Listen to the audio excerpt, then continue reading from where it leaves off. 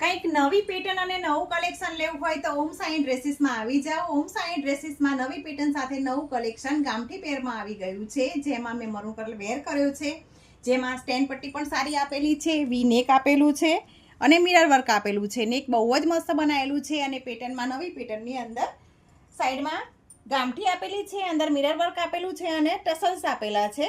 ઉપરની કુર્તી બહુ જ નવી પેટર્ન સાથે બનાવેલી છે, બ્યુટી પીસ બનાવેલો છે બેનો. નીચે પ્લાઝો આપેલો છે, પ્લાઝામાં પણ મિરર વર્ક આપેલું છે.